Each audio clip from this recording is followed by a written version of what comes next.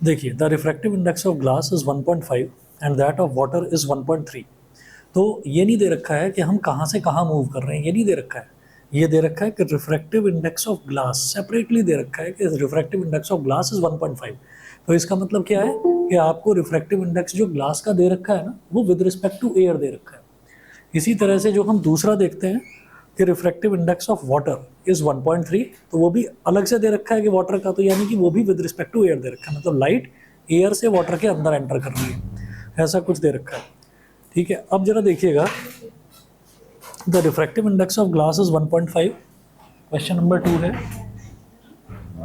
नमस्ते। नमस्ते। The refractive index of glass is 1.5, तो रिफ्रैक्टिव इंडेक्स ग्लास का 1.5 है। तो since refractive index of glass is 1.5, it implies that, इसको बोलेंगे a mu g is equal to 1.5 and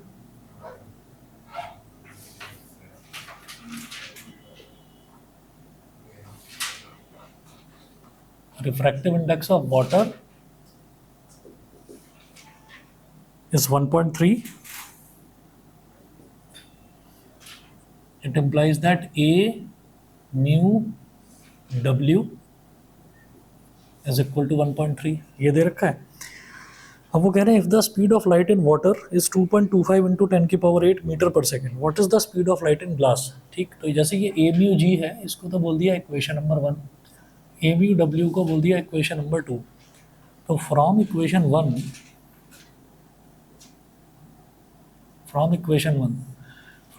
1 हम ये कहेंगे रिफ्रैक्टिव इंडेक्स ग्लास का दे रखा है, तो ए म्यू जी, जब भी कभी ये बोला जाता है ना कि रिफ्रैक्टिव इंडेक्स ऑफ ग्लास, तो ये माना जाता है कि वो विद रिस्पेक्ट टू एयर दे रखा है।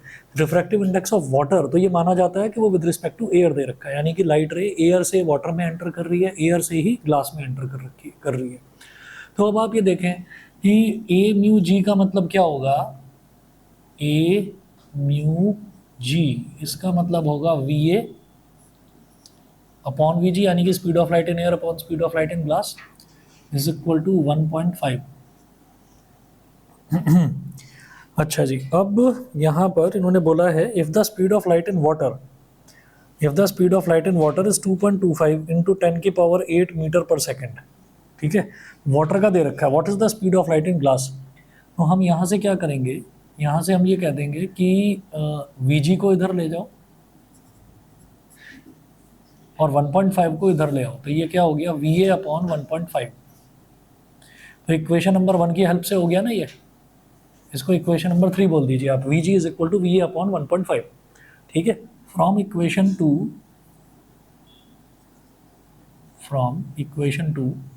अब जब इक्वेशन 2 की बात करेंगे तो इक्वेशन 2 में है कि ए म्यू डब्ल्यू इज इक्वल टू 1.3, तो ए म्यू डब्ल्यू ये क्या होगा, speed of light in air upon speed of light in water, तो वी ए,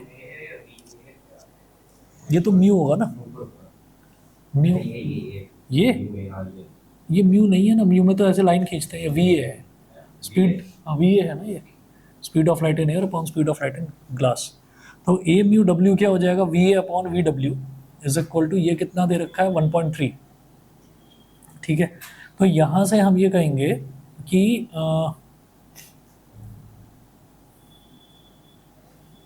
यहाँ से वी ए की वैल्यू निकाल लो, तो वी ए हो जाएगा 1.3 इंटू वी डब्ल्यू। ठीक है, 1.3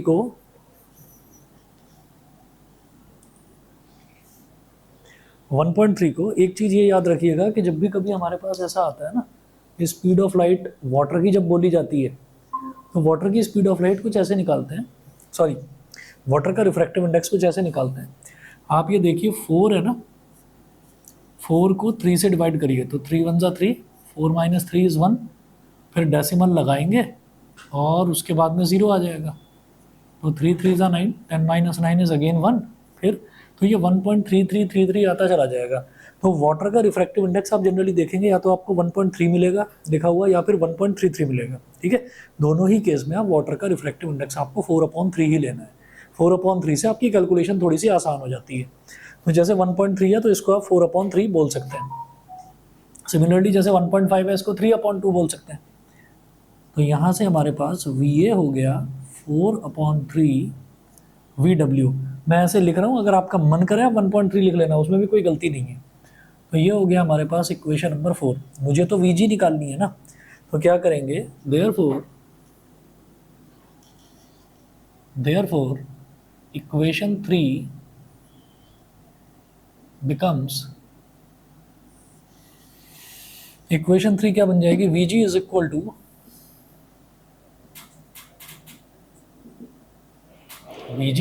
टू VA अपॉन 1.5, ये है ही, इसको लिख दो VA इंटू 1/1.5, ऐसे लिखा जा सकता है। VA को क्या लिख सकते हैं, 4/3 VW,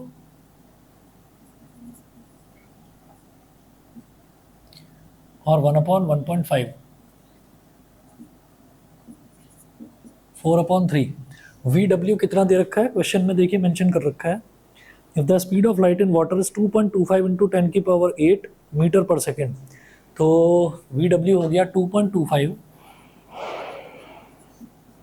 इंटू 10⁸, और 1/1.5 पॉइंट जाएगा ऊपर 10 आ जाएगा, ये हो गया 10/15।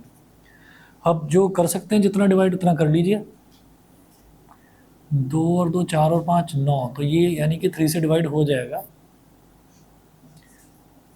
तो 3 0 0, 3 7 21, 75, ये हो गया।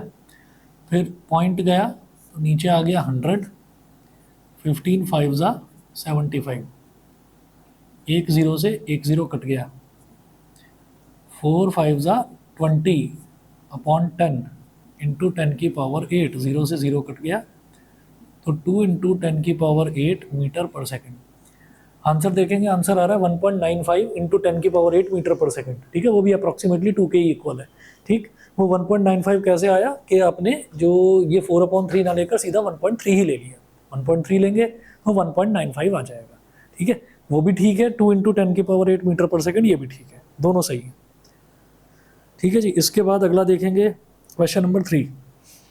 क्वेश्चन नंबर 3 में है, the apparent depth of an object at the bottom, the apparent depth of an object at the bottom of tank filled with a liquid of refractive index 1.3 is 7.7 centimeter, ठीक है। filled with a liquid of refractive index 3, refractive index 3 का मतलब क्या है कि water है, refractive index 1.3 का मतलब है कि ये वाटर है। तो is 7.7 centimeter, the apparent depth of an object at the bottom of a tank filled with a liquid of refractive index 1.3 is 7.7 centimeter। तो apparent depth दे रखी है ये,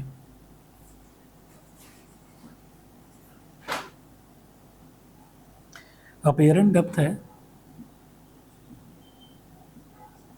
7.7 सेंटीमीटर, रिफ्रैक्टिव इंडेक्स है 1.3,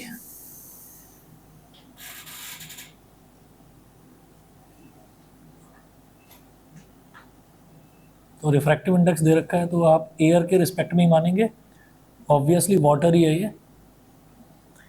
1.3, what is the actual depth of the liquid in the tank, तो आपको actual उसकी depth बतानी है। तो अगर हमारे पास अपीरेंट डेप्थ है तो real depth upon apparent depth अगर हम करते हैं तो हमारे पास real depth upon apparent depth करते हैं तो हमारे पास रिफ्रैक्टिव इंडेक्स आ जाता है।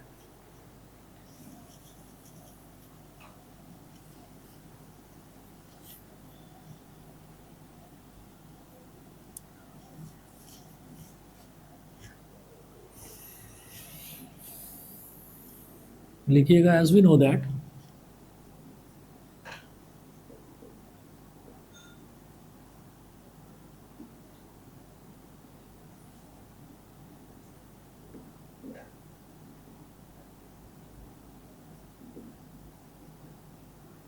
refractive index is equal to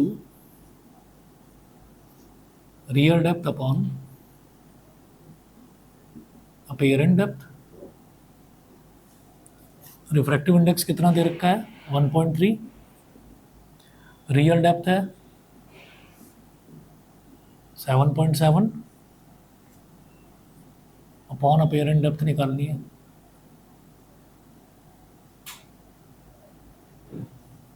नहीं, रियल डेप्थ निकालनी है।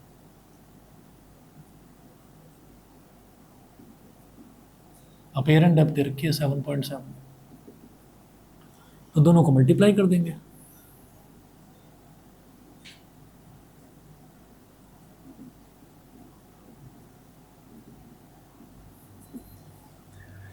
ठीक है जी, 13 7 जा 91।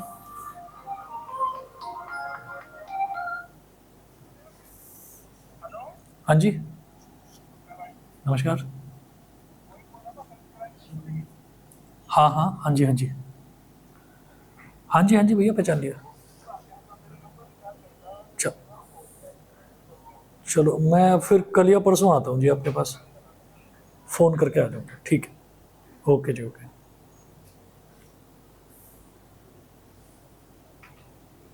तो अब आप ये देखिए, 13 7 91, 9 कैरी आ गया, 13 7 91 और 9 100। डेसिमल के बाद एक डिजिट, डेसिमल के बाद एक डिजिट, यानी कि टोटल डेसिमल के बाद दो डिजिट, तो 10.01 सेंटीमीटर। ये आ गई रियल डेप्थ इसकी। ठीक है, अब इसके बाद आप जरा देखिएगा नेक्स्ट क्वेश्चन क्या है। नेक्स्ट है द वेलोसिटी ऑफ लाइट। सभी को क्लियर है ना इतना? अगला देखेंगे, the velocity of light in glass is 2 into 10⁸ metre per second and that in air is 3 into 10⁸ metre per second. By how much would an ink dot appear to be raised when covered by a glass plate 6 centimetre thick. 6 centimetre thick. देखिए, ऐसा होता है, the velocity of light in glass is 2 into 10⁸ metre per second. यानी कि आपको क्या दे रखा है यहाँ पर, velocity of light in glass 2 into 10⁸ metre per second. Velocity of light in air 3 into 10⁸ metre per second. उसके बाद ये कह रहे हैं कि by how much would an ink dot appear to be raised when covered by a glass plate 6 centimetre thick. तो आपने कई बार देखा होगा कि लोग ऑफिस में क्या करते हैं ना, ऑफिस में कुछ जो उनके इंपॉर्टेंट डॉक्यूमेंट्स होते हैं, उन इंपॉर्टेंट डॉक्यूमेंट्स को टेबल पर बिछाकर और उसके ऊपर एक मोटा सा ग्लास की बड़ी प्लेट रख देते हैं। ठीक है, तो वो ग्लास की प्लेट जो है वो सिर्फ एक काम तो ये करती है कि हाँ, ग्लास जो है वो काफ़ी स्मूथ होता है, तो एक काम तो वो करता ही है कि ठीक है, टेबल पे अगर उसको रख देते हैं तो थोड़ा सा फर्मनेस बढ़ जाती है उस पर, वो ज़्यादा हिलता भी नहीं है। तो ये जो ग्लास प्लेट है, ग्लास प्लेट का दूसरा फ़ायदा ये होता है कि नीचे जो भी चीज़ लिखी हुई है ना, वो थोड़ी सी उभर कर ऊपर दिखाई देती है। मतलब जो चीज़ आप पढ़ना चाहते हैं, जो लगातार आपकी नज़र के सामने रहनी चाहिए, जैसे कि एक स्टूडेंट के लिए उसका टाइम टेबल या उसका सिलेबस, वो हमेशा नज़र के सामने रहना चाहिए, तो उसी चीज़ को टेबल पर रख दिया जाता है। ठीक है, तो वो पूरी सी ग्लास की प्लेट रखी हुई है, तो ग्लास की प्लेट के नीचे कोई शब्द लिखा हुआ है और वो ये बोल रहे हैं कि वो कितना उभर कर दिखाई देगा ऊपर। और ग्लास प्लेट की जो थिकनेस है वो 6 सेंटीमीटर। तो ग्लास प्लेट को देखा जाए तो ऐसा नहीं है जैसे कि एक रेक्टेंगुलर ग्लास स्लैब हो बड़ा सा। ठीक है, तो रेक्टेंगुलर ग्लास स्लैब की जो थिकनेस है उसको स्मॉल टी बोला जाता है, और वो जो स्मॉल टी है वही यहाँ पर 6 सेंटीमीटर दे रखी है। तो वो कितना ऊपर रेज हो जाएगा। रेज होने का मतलब क्या है कि आपसे ना नॉर्मल शिफ्ट पूछा जा रहा है। नॉर्मल शिफ्ट क्या होता है, real depth minus apparent depth. Real depth और अपेरेंट डेप्थ को सब्ट्रैक्ट कर दीजिए तो नॉर्मल शिफ्ट आ जाएगा, वही चीज़ पूछी जा रही है। तो यहाँ पर उन्होंने कहा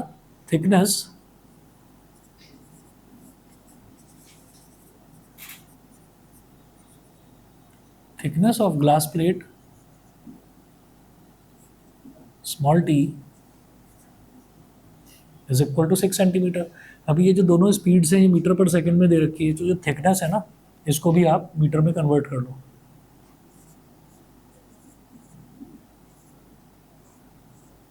0.06 मीटर,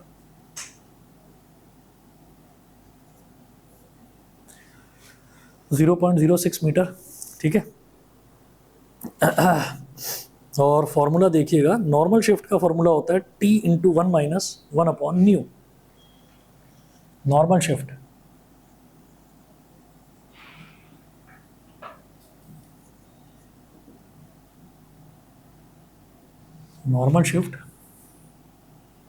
इसको हम डी बोल देते हैं, ये होता है T into 1 minus 1 upon new.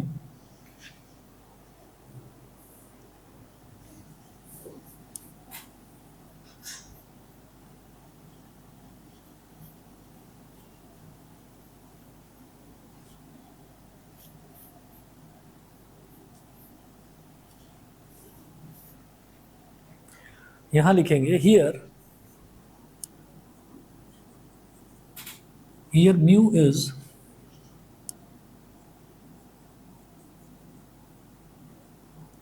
refractive index of glass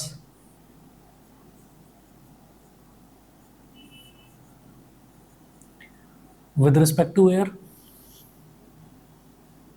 तो ग्लास का refractive index with respect to air, तो ए म्यू जी, जिसका रिफ्रैक्टिव इंडेक्स दे रखा होता है उसको नीचे लिखते हैं, और विद रिस्पेक्ट टू अगर कुछ भी नहीं दे रखा है तो एयर माना जाता है, उसको ऊपर लिखते हैं।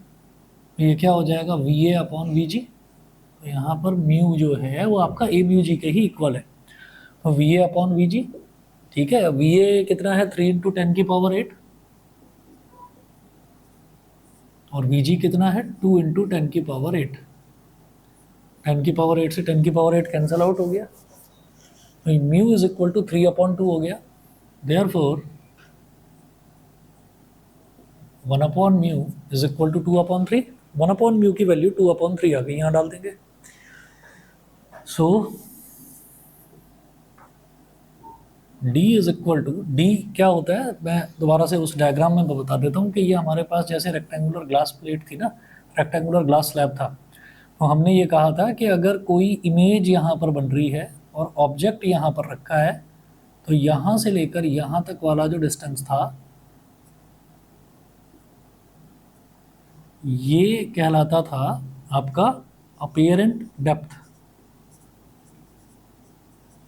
ठीक है, और ये जो था ये पूरा का पूरा था thickness of glass slab, thickness of glass slab, और ये था नॉर्मल शिफ्ट स्मॉल डी। तो स्मॉल डी कैसे निकलेगा, स्मॉल डी ऐसे निकलेगा कि आप पूरा जो रियल डेप्थ है, रियल डेप्थ में से आप अपीयरेंट डेप्थ को सब्ट्रैक्ट कर दीजिए। उसका फॉर्मूला था, वो फॉर्मूला हमने निकाला था, तो टी इंटू 1 माइनस 1/μ आ गया था। ठीक है, अब आप ये देखिएगा कि मेरे को ये डी निकालना है कि वो कितना रेज हुआ हुआ लग रहा है, यानी कि डी की वैल्यू कि कितना जो लेटर लिखा हुआ है उसके नीचे, प्लेट के नीचे, वो कितना रेज्ड दिखाई देगा, तो डी निकालना है। तो टी कितना दे रखा है, थिकनेस 0.06,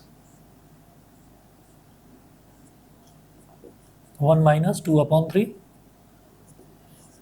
0.06, एलसीएम लेंगे तो 3 माइनस 2/3, डेसिमल गया नीचे 100 आ गया, 3 2 ज़ा 6, 3 माइनस 2 इज़ 1, तो 2/100, 2/100 मीटर बोल दो या 2 सेंटीमीटर बोल दो, ये इसका सही आंसर।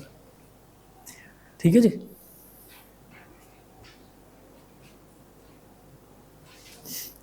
चलिए जी, तो 2 सेंटीमीटर ऊपर उभरा हुआ वो दिखाई देगा। चलिए इसके बाद नेक्स्ट टॉपिक देखेंगे, total internal reflection. Total internal reflection के बारे में बहुत थोड़ा सा आपने ना 10th क्लास में पढ़ा होगा कि जो रेनबो होता है ना, रेनबो में जो हमको दिखाई देता है, पूरे आसमान में जो हमको ये चीज़ दिखाई देती है कि 7 अलग अलग रंग दिखाई देते हैं, खास तौर पर बरसात के ठीक बाद। तो वो जो है वो टोटल इंटरनल रिफ्लेक्शन की वजह से होता है। गर्मी लग रही हो तो चला लेना फैन, या ठीक है, तो उसको हम टोटल इंटरनल रिफ्लेक्शन बोलते हैं। तो अब वो टोटल इंटरनल रिफ्लेक्शन होता किस तरीके से है, ये चीज़ हमने 10th में नहीं करी थी, वहाँ पर सिर्फ ये बता दिया था कि TIR एक कॉन्सेप्ट होता है, और उसमें हमने ये बता दिया था कि जो रेन ड्रॉप्स होती हैं उनको स्फेरिकल मान लिया जाता है, और स्फेरिकल इतना छोटे छोटे स्फीयर होते हैं कि बहुत छोटा सा अगर स्फीयर है तो उसको बहुत छोटा सा प्रिज्म मानकर ये कह दिया जाता है कि प्रिज्म के थ्रू अगर कोई व्हाइट लाइट पास हो रही है तो वो 7 अलग अलग रंगों में डिवाइड हो जाएगी। ये हमने 10th क्लास में करा था, लेकिन एक्चुअल कॉन्सेप्ट क्या है, टोटल इंटरनल रिफ्लेक्शन है तो रिफ्रैक्शन, लेकिन रिफ्रैक्शन की हेल्प से रिफ्लेक्शन हो जाता है। यहाँ पर रिफ्रैक्शन का मतलब होता है लाइट का मुड़ जाना। जब एक मीडियम से दूसरे मीडियम में लाइट जाती है तब कहते हैं उसको रिफ्रैक्शन, और जब सेम मीडियम में आ जाती है, टकरा कर वापस आ गई सेम मीडियम में, तो उसको बोलते हैं रिफ्लेक्शन। तो है तो रिफ्रैक्शन, लेकिन हो जाता है रिफ्लेक्शन, वो देखते हैं कैसे।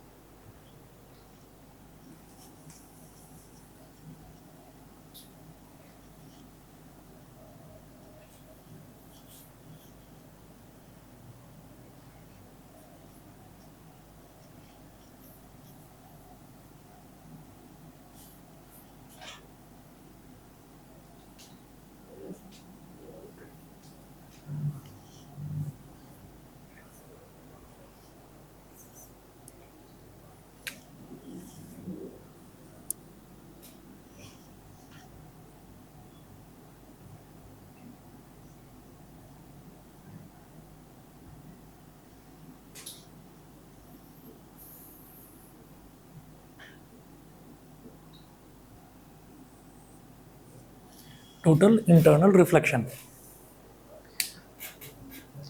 अब यहाँ पर एक डायग्राम देखिएगा।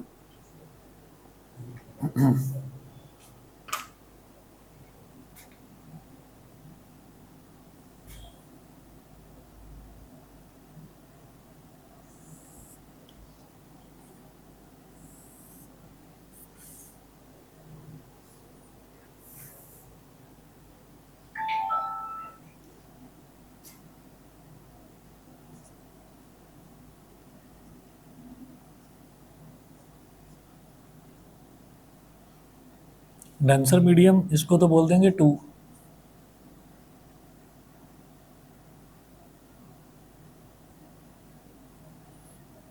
रेयरर मीडियम इसको बोल देंगे 1।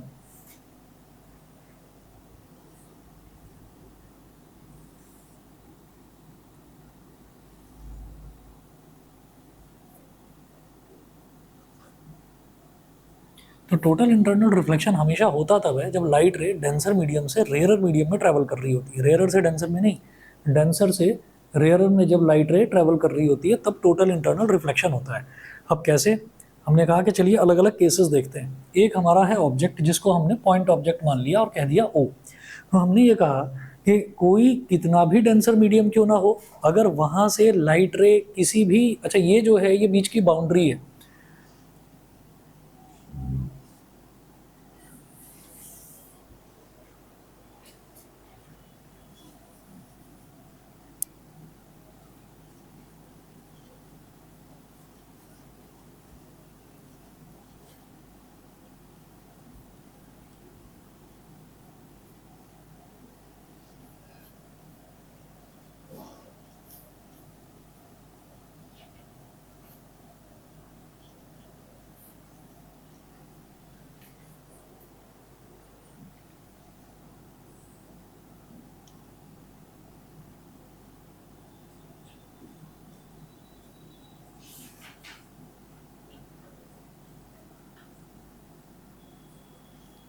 Air water interface. इंटरफेस का मतलब होता है बाउंड्री, जो बॉर्डर है उसको इंटरफेस बोल देते हैं। तो नीचे वाटर है और ऊपर एयर है। तो अगर लाइट रे ऐसे नॉर्मली जा रही है यानी कि परपेंडिकुलर जा रही है तो किसी तरीके का रिफ्रैक्शन उसमें नहीं होता। पहला केस तो हमने ये देख लिया। तो ये जो रे ऑफ लाइट है इसको मैंने बोल दिया फर्स्ट, कि फर्स्ट रे ये है।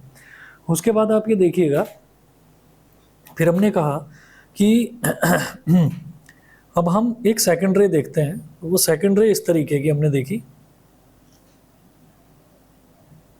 या इसको अभी फर्स्ट मत बोलो, फर्स्ट दूसरी को बोलेंगे। हमने कहा यहाँ पर ऐसे किसी भी ऑब्जेक्ट में से कितनी रेज ऑफ लाइट निकलती हैं? हम कहते हैं बहुत सारी रेज ऑफ लाइट निकलती हैं। तो एक रे ऑफ लाइट हमने देखी नॉर्मल, फिर दूसरी रे ऑफ लाइट हमने ऐसे देखी। तो जब लाइट रे डेंसर से रेयर में जा रही है तो यहाँ से ये जो लाइट रे स्ट्राइक कर रही है इस पॉइंट पर, ये कहलाएगी इंसिडेंट रे। फिर यहाँ पर हमने एक नॉर्मल बना लिया, नॉर्मल यानी कि परपेंडिकुलर बना लिया, ऐसे ड्रॉ करा। तो नॉर्मल के साथ इंसिडेंट रे जो एंगल बनाती है that is called angle of incidence. अगर मीडियम चेंज ना होता तो ये ऐसे ही सीधी जाती, पर ये रेयर में जा रही है तो it will move away from the normal, तो ये ऐसे नॉर्मल से दूर भागेगी। तो इसको बोल दिया फर्स्ट रे हमने, ठीक है, इसको हमने फर्स्ट रे बोल दिया। उसके बाद क्या है? उसके बाद हमने कहा कि चलिए अब एक ना हम धीरे धीरे एंगल ऑफ इंसिडेंस को इतना बढ़ाएंगे कि एंगल ऑफ रिफ्रैक्शन भी बढ़े। देखिए होता क्या है, होता ये है कि साइन आई अपॉन साइन आर ये रिफ्रैक्टिव इंडेक्स के बराबर होता है। अब अगर साइन आर को इधर ले आएंगे तो sine I is equal to sine R into mu, मतलब साइन आई और साइन आर दोनों एक दूसरे के आमने सामने हैं, यानी कि डायरेक्टली प्रोपोर्शनल है। और जब डायरेक्टली प्रोपोर्शनल है तो एंगल ऑफ इंसिडेंस बढ़ेगा तो एंगल ऑफ रिफ्रैक्शन भी बढ़ेगा। तो आप क्या करें, आप थोड़ा थोड़ा ना एंगल ऑफ इंसिडेंस बढ़ाते चले जाओ, ठीक है।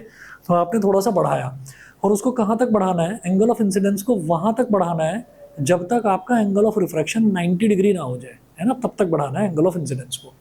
तो हमने कहा कि एंगल ऑफ इंसिडेंस ऐसे बढ़ गया,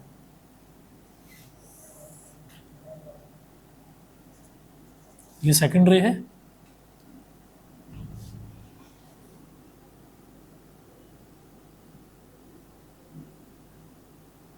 ये हो गया एंगल ऑफ इंसिडेंस।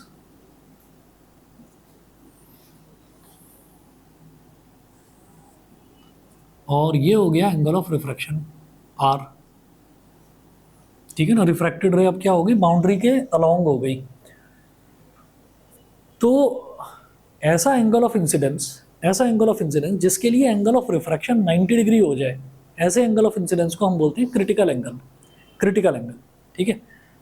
तो यहाँ पर इस वाले में केस में मैं यहाँ पर लिख दूंगा आई इज इक्वल टू, यानी कि angle of incidence critical angle के इक्वल है।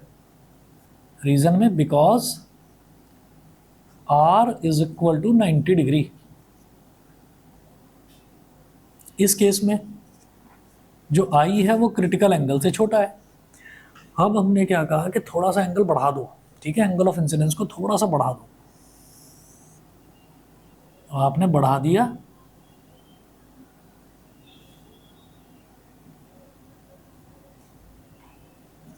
तो इस केस में हम लेंगे, ये जो तीसरा केस है, तीसरा केस में हम ये कहेंगे कि जो हमारा एंगल ऑफ इंसिडेंस है वो क्रिटिकल एंगल से बड़ा हो गया।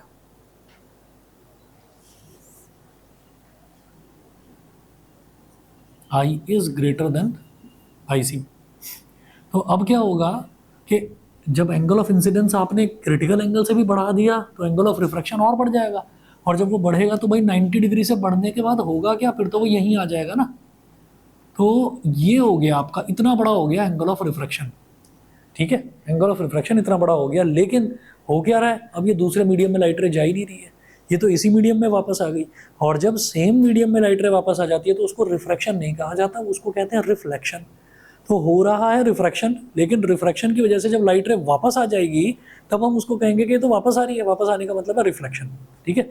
तो जो डायमंड होता है ना, डायमंड में कट्स इस तरीके से लगे रहते हैं। डायमंड जो नेचुरली जो डायमंड मिलता है उसकी बात नहीं कर रहे हैं, वो उतना ज़्यादा चमकदार नहीं होता जो नेचुरल डायमंड होता है, ठीक है, जितना वो अंगूठियों में और वो कान में पहन लेता, दूर से चमक दिखाई देती है उसकी।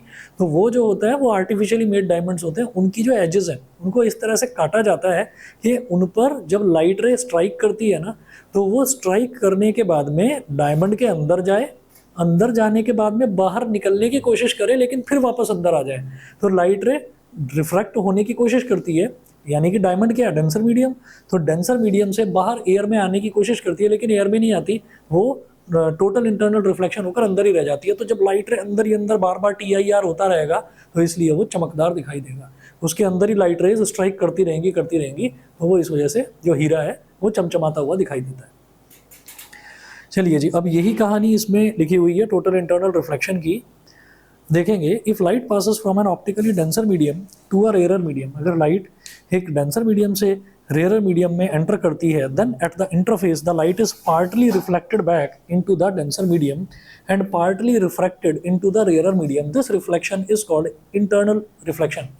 Partly reflected and partly refracted, ऐसा क्यों बोला जा रहा है? अरे ऑब्जेक्ट है, ऑब्जेक्ट में से कितनी लाइट रेज निकलेंगी? हम कहेंगे ऑब्जेक्ट में से निकलेंगी इनफाइनाइट लाइट रेज। तो क्रिटिकल एंगल से छोटे जो एंगल थे उन सब के लिए तो रिफ्रैक्शन हो रहा है ना, उन सब के लिए तो रिफ्रैक्शन हो रहा है, मतलब एयर में जा रही है लाइट, ठीक है। और जो क्रिटिकल एंगल से बड़ा एंगल है उसके लिए लाइट रेज सारी अंदर आ रही है, तो सारी लाइट रेज नहीं आएंगी अंदर, है ना, कुछ, यानी कि partly it is getting refracted and partly it is getting reflected. तो कुछ अंदर आ रही है लाइट रेज जिसमें क्रिटिकल एंगल से बढ़ गया एंगल, और कुछ लाइट रेज जो है वो बाहर जा रही है, ठीक है। तो दोनों काम हो रहे हैं, और ये दोनों काम ना थोड़ा जैसे विंडो पेन्स हैं, तो विंडो पेन्स में आपने साफ कर रखा है शीशा, बिल्कुल दिन का समय है और दिन के समय आपको इधर से देख रहे हैं तो आपको बिल्डिंग के बाहर, आपको विंडो के बाहर का भी दिखाई दे रहा है, ठीक है। लेकिन जैसे जैसे अंधेरा होना शुरू होता है तो आप देखते हैं कि मुझे थोड़ा सा बाहर का भी दिखाई दे रहा है और मुझे थोड़ी सी अपनी शक्ल भी दिखाई दे रही है। तो वो क्या है, उसको हम ये कहेंगे कि वो टोटल इंटरनल रिफ्लेक्शन नहीं है, वो इंटरनल रिफ्लेक्शन, मतलब पार्टली रिफ्रैक्शन भी हो रहा है, थोड़ा सा मैं बाहर का भी देख पा रहा हूँ और थोड़ा सा हमें अपनी शक्ल भी दिखाई दे रही है। तो ये कहलाता है कॉन्सेप्ट इंटरनल रिफ्लेक्शन का, ठीक है। अब आगे चलते हैं। Under certain conditions the whole of the incident light can be made to be reflected back into the denser medium. तो कुछ कंडीशंस ऐसी होती हैं, उन कंडीशंस में ऐसा कर दिया जाता है कि सारी की सारी जो लाइट है ना, वो सारी की सारी लाइट रिफ्लेक्ट हो ही ना, वो सारी की सारी लाइट जो है वो वापस आ जाए, ठीक है, उसी मीडियम में वापस आ जाए। इसको बोलते हैं TIR, टोटल इंटरनल रिफ्लेक्शन। सुनिएगा, under certain conditions the whole of the incident light can be made to be reflected back into the denser medium. This interesting phenomena is called total internal reflection. इस interesting phenomena को हम total internal reflection बोलते हैं।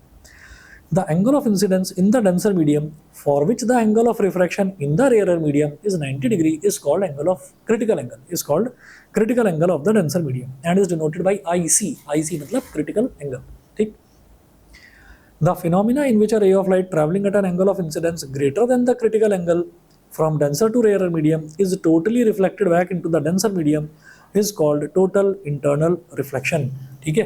तो diamond जो होता है ना, डायमंड में स्ट्रेट बाउंड्री छोड़ी ही नहीं जाती. जो लैब में बनाए जाते हैं ना, जैसे आपने सुना होगा, अरे एक नाम सुना होगा ना, नीरव मोदी, बहुत सुना होगा कि वो भगोड़ा है. एक सुना होगा विजय माल्या, है ना, वो भगोड़ा है.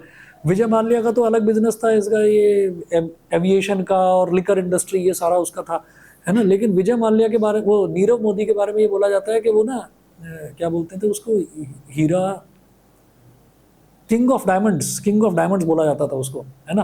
वो भाग गया यहाँ से, तो वो कोई हीरे की खदानों में से नहीं निकालता था हीरा उसकी लैब में बनता था. ठीक है ना, हीरा उसकी लैब में बनता था और बड़ा जो है बड़ा बिजनेसमैन था, तो उसके हीरे सप्लाई होते थे, तनिष्क वनिष्क सब में सप्लाई होते थे.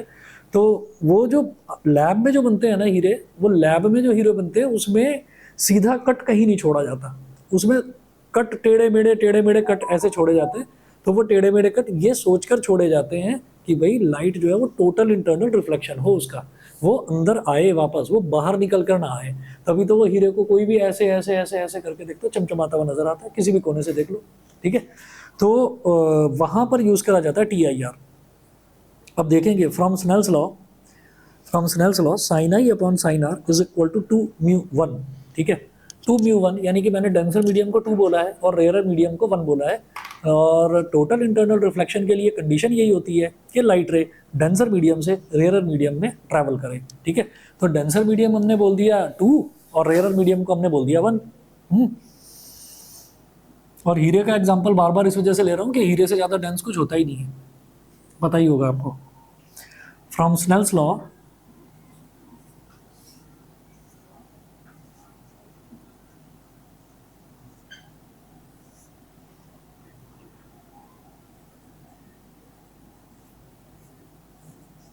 Sign I upon sine r is equal to 2μ1. तो 2μ1 को हम बोल देंगे 1 अपॉन 1μ2. ये हो जाएगा when I is equal to IC, when I is equal to IC यानी कि जब angle of incidence critical angle के इक्वल होता है तो R इज इक्वल टू यानी कि एंगल ऑफ रिफ्रैक्शन वो 90 डिग्री के इक्वल होता है. ठीक है, तो आप I की जगह लिखेंगे IC,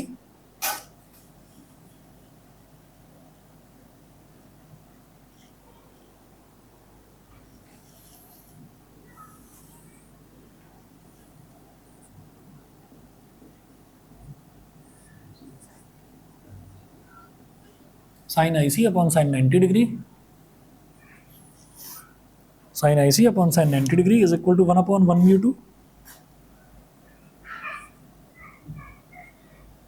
1 अपॉन 1μ2 और साइन 90 1 हो गया.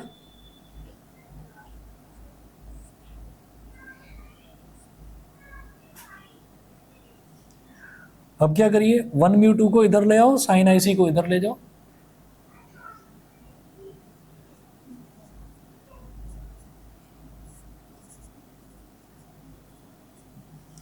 One upon sine IC. Next page पर देखिए, if the rare medium is air then μ1 is equal to 1 and μ2 is equal to μ.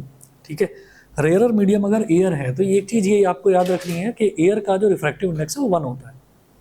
ठीक है, एयर का रिफ्रैक्टिव इंडेक्स 1 होता है.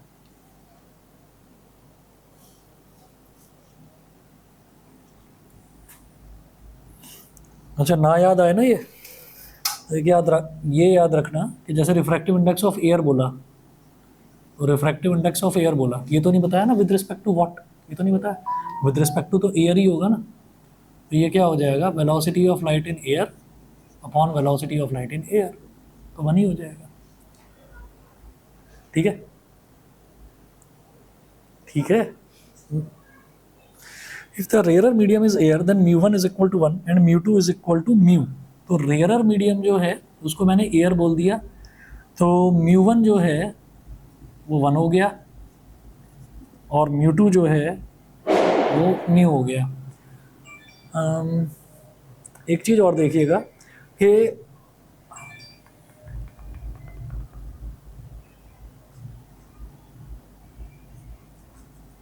इसको mu two upon mu one भी बोल देते हैं, 1 म्यू टू को mu two upon mu one भी बोल देते हैं। अब ये कैसे है कि जैसे म्यू टू है तो म्यू टू क्या हो जाएगा, मैं इसको अलग से करके दिखा रहा हूँ आपको। म्यू टू क्या हो जाएगा, ए म्यू टू, और म्यू वन क्या हो जाएगा, ए म्यू वन। अगर मैं सिर्फ म्यू टू लिख रहा हूँ तो इसका मतलब क्या है, refractive index of medium two with respect to air, ये हो गया। और अगर सिर्फ म्यू वन लिख रहा हूँ तो refractive index of medium one with respect to air, तो ये ए म्यू वन हो गया। तो अब अगर हम ए म्यू टू लिखते हैं तो ए म्यू टू का मतलब हो गया V A upon V two, और अगर हम ए म्यू वन लिखते हैं तो ये क्या हो जाएगा, V A upon V one, ये हो गया। तो यहाँ से सबसे ऊपर वाला सबसे नीचे वाले से मल्टीप्लाई होकर न्यूमरेटर में आ जाता है, तो we a into v one, बीच वाले आपस में मल्टीप्लाई होकर डिनोमिनेटर में आ जाते हैं, तो V two into V A से वी ए कट गया, तो ये V one upon V two हो गया। और V one upon V two का मतलब क्या है, V one upon V two का मतलब है speed of light in medium one upon speed of light in medium two, यानी कि 1 म्यू टू। तो 1 म्यू टू को मोटा मोटा आप mu two upon mu one भी लिख सकते हो। मेरी बात क्लियर है सभी को, ठीक है। तो इसको लिख दिया mu two upon mu one is equal to 1 upon sine i c. और ज़्यादातर केसेस में क्योंकि हमारा जो रेयर मीडियम है वो एयर ही होता है, ठीक है, तो म्यू वन को हमने 1 ले लिया, ठीक, और म्यू टू को फिर हमने कहा कि अच्छा फिर म्यू टू बोलने की क्या जरूरत है, फिर सिर्फ म्यू ही बोलो ना, ठीक है। तो उसको म्यू बोल दिया, तो mu upon 1 is equal to 1 upon sine i c. तो mu is equal to 1 upon sine i c, ठीक है। ये रिलेशन है रिफ्रैक्टिव इंडेक्स में और क्रिटिकल एंगल में।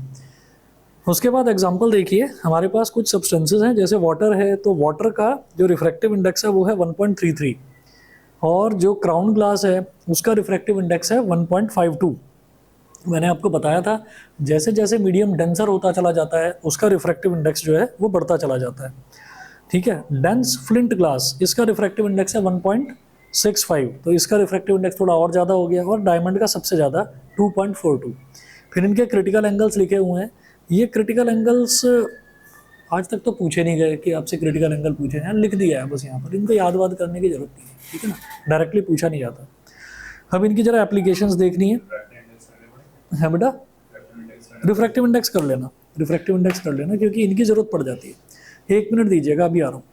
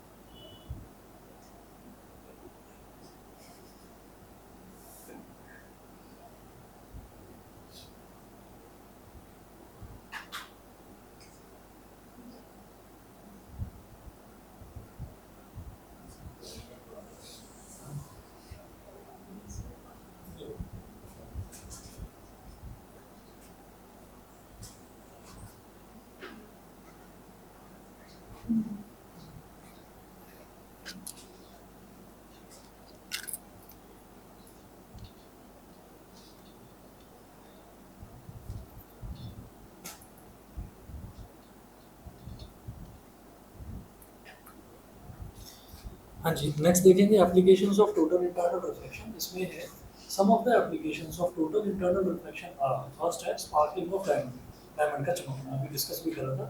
The brilliancy of diamonds is due to the brilliancy of diamonds is due to total internal reflection as the reflective index of diamond is very large, its critical angle is very small about 24.4 degree. तो उसका जो critical angle है वो बहुत छोटा है, 24.4 degree. The faces of diamond are so cut that the light entering the crystal suffers total internal reflections repeatedly. तो diamond के जो फेसेस हैं उनको इस तरह से कटिंग करी जाती है कि light entering the crystal suffers total internal reflection, उसमें बार बार रिफ्लेक्शन होता रहे और अंदर ही रिफ्लेक्ट होकर आती रहे light, hence gets collected inside but it comes out through only a few faces। तो बहुत ही कम फेसेस होते हैं जिनसे लाइट बाहर आ पाती है, नहीं तो ज़्यादातर अंदर ही रिफ्लेक्ट होती है। Hence the diamond sparkles when seen in the direction of emerging light। जब भी कभी उसको लाइट की तरफ करके देखा जाता है तो वो चमकता हुआ हमको दिखाई देता है। अगला देखें कि मिराज, ये शायद देखा भी होगा, जो खुली जो सड़कें होती हैं वहाँ पर आपने देखा भी होगा कि बहुत दूर तक अगर हमारी नज़र जाती है, किसी हाईवे पर चल रहे हैं, खास तौर पर धूप है उस दिन, तो हमको ऐसा लगता है जैसे बाहर दूर कहीं पानी पड़ा हुआ है, क्योंकि पानी होता नहीं है। कभी नहीं देखा? कभी नहीं देखा?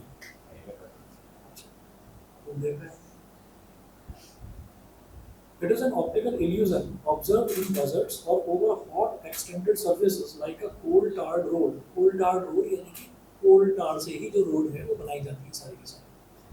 coal tarred road due to which a traveler sees a shimmering pond of water some distance ahead of him and in which the surrounding objects like trees etc. appear inverted।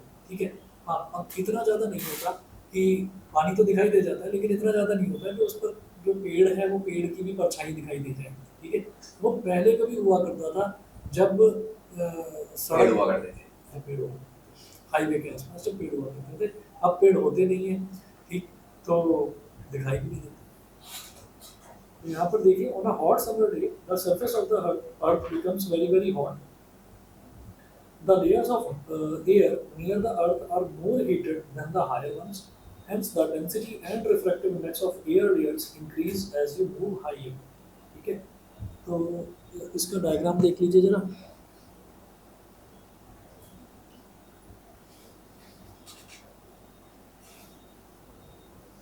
अगर डेजर्ट में देखें तो desert में तो पेड़ वैसे भी नहीं है, तो डेजर्ट में सिर्फ पानी ही दिखाई देता है। क्या बात है, हाँ, हमने डेजर्ट ही देखा, डेजर्ट देखा नहीं कभी, राजस्थान में भी नहीं देखा, स्कूल वाले भी नहीं देखेगा, राजस्थान तो पास में ही है। अरे इसका क्या बात है, राजस्थान में इतना इतना दूर थोड़ी है।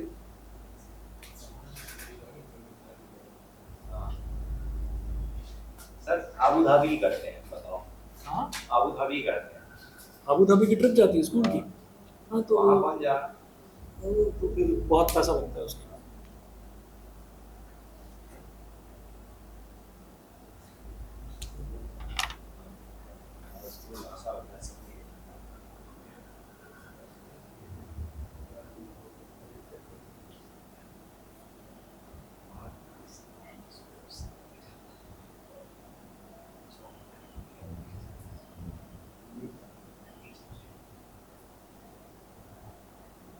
कोई ट्री है और यहाँ पर जो सरफेस है, ये सरफेस थोड़ी सी गर्म हो रखी है और हॉट समर वाला डे है, तो उसमें हम ये कहेंगे कि यहाँ पर एक लेयर होगी एटमॉस्फेयर की, यहाँ पर दूसरी लेयर होगी एटमॉस्फेयर की, यहाँ पर तीसरी लेयर होगी। ठीक है, तो धीरे धीरे क्या होगा, जैसे मान लीजिए ये पेड़ है, तो इस पेड़ से कोई लाइट रे जब एंटर करेगी, लाइट रे इस तरीके से इस पर स्ट्राइक करती है, यहाँ पर किसी एक मीडियम से में एंटर कर जाएगी, यहाँ से और यहाँ पर एंटर करेंगी। एंटर करने के बाद में इधर ह्यूमन आई है,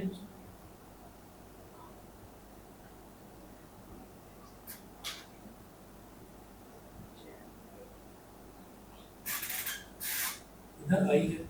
अब आई ऐसा थोड़ी है कि पेड़ के ऊपर है, इतना ऐसा तो होता नहीं, पेड़ यहाँ पर है कि पेड़ के भी ऊपर आई है। तो होता क्या है कि जब हम बहुत दूर है ना, जब हम बहुत दूर है तो हमको जैसे जैसे हम नज़दीक आते जाते हैं, हम किसी पेड़ के नज़दीक आते जा रहे हैं, आते जा रहे हैं, आते जा रहे हैं, तो हमको धीरे धीरे पेड़ का स्टेम ही दिखाई देगा। लेकिन जैसे जैसे हम दूर हटते जाएंगे हटते जाएंगे तो मेरे को पेड़ की पूरी लेंथ भी दिखाई देगी, और फिर धीरे धीरे जब बहुत ज़्यादा दूर हो जाएगी तो पेड़ की चोटी हमको ऐसे दिखाई देगी जैसे हमारी आंखों के सामने ही है। तो इस वजह से ये तो दिखाने के लिए दिखा रखा है कि आइए आप पर, इसका मतलब ये नहीं है कि हम हवा में लटके हुए हैं यहाँ से इसको देख रहे हैं, ठीक है, मतलब दूरी बहुत ज़्यादा है। तो जब दूरी बहुत ज़्यादा होती है तो तब ये मिराज हमको दिखाई देता है। अच्छा, तो इसमें है क्या कि अलग अलग जो एटमॉस्फेयर की जो लेयर है, एटमॉस्फेयर की लेयर कोल्ड रोड है, कोल्ड रोड बहुत ज़्यादा गर्म हो जाती है, ठीक है। तो इतनी ज़्यादा गर्म हो जाएगी कि उसके आसपास अगर मामूली सी भी वाटर ड्रॉपलेट्स वगैरह या कुछ भी होगा ना, तो वो उसको इवेपोरेट कर देगा, ठीक है। थोड़ा सा और ऊपर की तरफ जाएंगे तो थोड़ी सी ड्रॉप्स नजर आएंगी, थोड़ा सा और ऊपर जाएंगे तो और ड्रॉप्स नजर आएंगी, मतलब हमें नहीं नजर आएंगी, मतलब ड्रॉप्स होंगी बहुत हल्की हल्की, मतलब बिल्कुल ड्राई एटमॉस्फेयर होता नहीं है। अगर बिल्कुल ड्राई एटमॉस्फेयर हो जाए ना तो हमारी आंखों से नाक से सबसे खून निकलना शुरू हो जाएगा। तो एटमॉस्फेयर में थोड़ा बहुत मॉइस्चर मौजूद होता है। लेकिन कोल्ड टार्ड रोड जो है, कोल्ड टार्ड रोड पर आप नंगे पैर तो खड़े भी नहीं हो सकते गर्मियों के दिनों में, इतनी ज़्यादा गर्म होती है। तो वहाँ पर जो है, वहाँ पर बिल्कुल ये रेयर मीडियम हो गया। ये थोड़ा और, क्योंकि जितना भी ये जो थोड़ा बहुत मॉइस्चर था वो सारा इवेपोरेट हो गया, इधर वाला भी इवेपोरेट, इधर वाला भी इवेपोरेट, तो धीरे धीरे थोड़ा थोड़ा ऊपर जाते हैं तो डेंसर मिलेगा। और जैसे जैसे जैसे जैसे खास तौर पर गर्मियों के दिनों में जब नीचे आते हैं तो आपको रेयर मिलेगा। इसका ठीक उल्टा सर्दियों में होता है, सर्दियों में ये ठंडा हो जाता है, ठीक है ना। तो सर्दियों में ऊपर आपको रेयर मिलता चला जाएगा और नीचे डेंसर मिलता चला जाएगा। अब सर्दियाँ आ रही हैं तो आप देखेंगे भी कि जो भी हार्मफुल पॉल्यूटिंग गैसेस हैं वो सारी की सारी नीचे मिल जाती हैं, यानी कि नीचे एटमॉस्फेयर बहुत घना होता है, यानी कि डेंस होता है। समझ नहीं आया। हाँ, हम ये कहते हैं कि चलिए हम अर्थ पर खड़े हुए, हम अर्थ पर खड़े हुए तो अब चलो सर्दियों की बात करते हैं। तो सर्दियों में जब हम देखते हैं कि हर घर में ये बात होती है, शायद मैंने कभी डिस्कस करा था या नहीं, हर घर में ये बात होती है कि जैसे ही दीपावली के आसपास का मौसम आ जाता है तो सब ये कहते हैं कि यार मतलब ज़िंदगी जो है ना वो बेकार हो गई यहाँ पर, पहाड़ों पे चलते हैं। पहाड़ों पर चलते हैं, है ना। सभी डिस्कस करते हैं। तो पहाड़ों पर जाने की बात इसीलिए होती है कि यार यहाँ तो पॉल्यूशन है, सांस ही नहीं ले पा रहे। फिर पहाड़ों पर चलते हैं वहीं सांस आएगी, तो पहाड़ों पर जाकर सांस क्यों आएगी, क्योंकि वहाँ पर आप एक ऑल्टीट्यूड पर पहुँच जाओगे, और जब ऑल्टीट्यूड पर पहुँच जाओगे तो ऑल्टीट्यूड पर क्या होता है, ऑल्टीट्यूड पर धीरे धीरे धीरे धीरे जैसे जैसे आप हाइट पर पहुँचते जाते हैं ना, तो क्या होता है कि एटमॉस्फेयर ना खुला खुला होता चला जाता है, यानी कि रेयरर होता चला जाता है। रेयरर का मतलब होता है खुलापन, डेंसर का मतलब होता है घनापन, ठीक है। तो सर्दियों के दिनों में सारी हार्मफुल पॉल्यूटिंग गैसेस जो हैं वो भी नीचे आ जाती हैं, ठीक है। और कभी भी ये नहीं होता कि हम पहाड़ों की तरफ जा रहे हैं तो वहाँ पर इतना पॉल्यूशन दिखाई दे। हालांकि ऐसा नहीं है कि वहाँ पर मतलब गैसेस नहीं होती, व्हीकल्स वहाँ पर भी हैं, इंडस्ट्रीज उतनी ज़्यादा तो नहीं पर वहाँ पर भी हैं। आपने सुना होगा जो, ये मैं जगह का नाम भूल रहा हूँ, उत्तराखंड में है, जगह का नाम भूल रहा हूँ उसका, मतलब काफ़ी बड़ा इंडस्ट्रियल, मतलब नोएडा की तरह ही है, काफ़ी बड़ा इंडस्ट्रियल प्लांट्स लगी हुई है, बड़ी बड़ी फैक्ट्रीज लगी हुई है। यू से है कुछ टाइम। हिमाचल में तो ऊना है, हिमाचल में तो ऊना है, तो ऊना में ये काम होता है, फैक्ट्रीज है बहुत सारी। इधर भूल रहा हूँ, रुद्रपुर, रुद्रपुर, ठीक है। तो वहाँ पर सारी बड़ी बड़ी फैक्ट्रीज लगी हुई हैं, ठीक। तो आके देखिए वहाँ इतना पॉल्यूशन होने के बावजूद भी, क्योंकि वो एक ऑल्टीट्यूड पर है तो वहाँ पर रेयर रहता है ये एटमॉस्फेयर।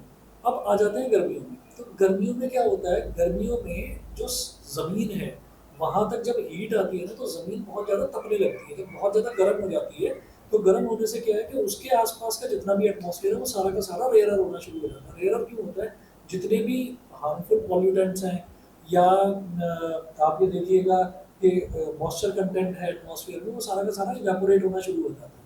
तो कभी सुना है गर्मियों में पेपर में आ जाता है इतना पॉल्यूशन है, गर्मियों में लोग मास्क लगाकर घूम रहे हैं, या गर्मियों में पॉल्यूशन की छुट्टी हो रही है, कभी नहीं होता ऐसा। तो गर्मियों में एटमॉस्फेयर रेयरर हो जाता है। और पहाड़ों की तरफ अगर हम जाते हैं तो पहाड़ों की तरफ गर्मियों में राहत मिलती है, क्योंकि वहाँ एटमॉस्फेयर में मॉइस्चर कंटेंट होता है, मॉइस्चर कंटेंट होता है तो हमको थोड़ा सा ठंडक लगती है वहाँ। तो वो कहानी है गर्मियों में। हाँ, हाँ। तो गर्मियों में क्या होता है, गर्मियों में ये जो सड़क है, सड़क बहुत ज़्यादा गर्म हो जाती है, तो ये यहाँ पर जितना भी एटमॉस्फेयर है ना, यहाँ का एटमॉस्फेयर को रेयर बना देती है, इवेपोरेट हो होकर, ठीक। तो जब भी डेंसर मीडियम से, अब ऊपर डेंसर है, डेंसर मीडियम से रेयर मीडियम में जब लाइट रे आएगी तो उसमें कुछ लाइट रेज ऐसी भी होंगी जो कि क्रिटिकल एंगल से ज़्यादा पर आएंगी, क्रिटिकल एंगल से ज़्यादा पर आएंगी तो फिर वो टोटल इंटरनल रिफ्लेक्शन होगा, मतलब यहीं से आई और इसी मीडियम में ऑब्जर्वर जो बहुत दूर से देख रहा है तो उसको बहुत दूर से दिखाई देगा कि यार मेरे को तो पेड़ उल्टा दिखाई दे रहा है, उसको पेड़ उल्टा दिखाई दे रहा है, तो उल्टा दिखाई कहाँ दे रहा है, सड़क पे दिखाई दे रहा है। तो ये तब होता है जब खास तौर पर सड़क के आसपास पेड़ हो कोई या कोई पोल हो तो उसकी परछाई दिखाई दे जाती है और हाँ उसकी आई साइट भी ठीक होनी चाहिए बंदे की, पता चला उसे दूर का दिखाई ही नहीं दे रहा। So on a hot summer day, the surface of the earth becomes very, very hot. The layers of air near the earth are more heated than the higher ones. अर्थ के नजदीक ग्राउंड पर सड़क पर जो लेयर है वो ज़्यादा गर्म होती है। Hence the density and refractive index of air layers increase as we move higher. तो ऊपर की तरफ डेंसर और नीचे की तरफ रेयरर होता है। As the rays of light from a distant object like a tree travel towards the earth through layers of decreasing refractive index, they bend more and more away from the normal. A stage is reached when the angle of incidence becomes greater than the critical angle. The rays are totally reflected. These rays reach the observer's eye and he sees an inverted image of the object as if formed in a pond of water.